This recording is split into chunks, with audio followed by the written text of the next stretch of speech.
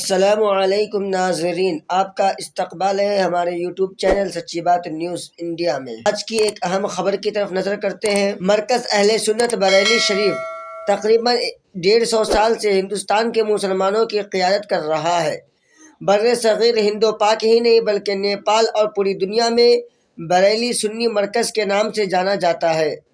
اسی سلسلے میں گزشتہ دنوں اسلامیہ انٹر کالج کے میدان میں توہین رسالت کے خلاف ہونے والے احتجاج میں جس طرح مولانا نے پوری قوم کی قیادت کی وہ یقیناً قابل تعریف ہے۔ یہ کہنا ہے قاضی نیپال سمیت 100 سے زائد علماء کا، جنہوں نے مولانا تقی رضا خان کے اس کامیاب پروگرام کو لے کر انہیں شیر ہندوستان کے لقب سے نوازا۔ علماء نے ایک رائے ہو کر تحریری طور پر مولانا کو خراج تحسین پیش کیا۔ جاری خط میں انہوں نے کہا کہ بریلی سے ہمیشہ ہی سنی مسلمانوں کی قیادت ہوتی رہی ہے، چاہے وہ دینی قیادت ہو یا سیاسی قیادت ہو۔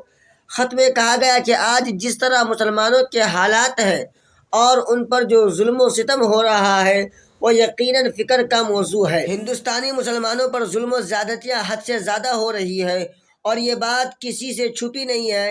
اسی طرح چند سالوں سے دشمنان اسلام نے اسلام کے خلاف زہر افشانی کی ہے اور جس طرح ملک کو فرقہ پرستی میں نظر آتش کیا ہے وہ بھی پوری دنیا جانتی ہے، اور ان سب پر حکومت خاموش تماشائی بنی ہوئی ہے۔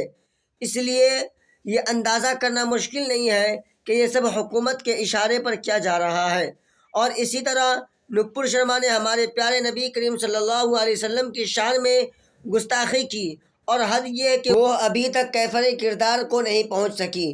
اس کی مخالفت میں بریلی میں جس طرح یوم درود منا کر اپنا احتجاج درج کرایا گیا وہ بالیقین لائق تحسین ہے۔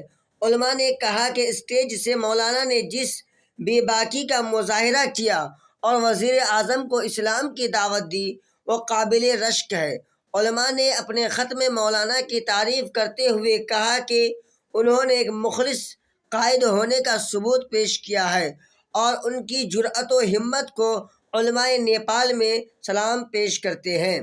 کیا آپ بھی مولانا تقی رضا کو ایک اچھے قائد مانتے ہیں تو ہمیں ضرور کمنٹ کریں اور ہمارے چینل کو سبسکرائب کریں تاکہ ہماری تمام ویڈیو سب سے پہلے آپ تک پہنچے۔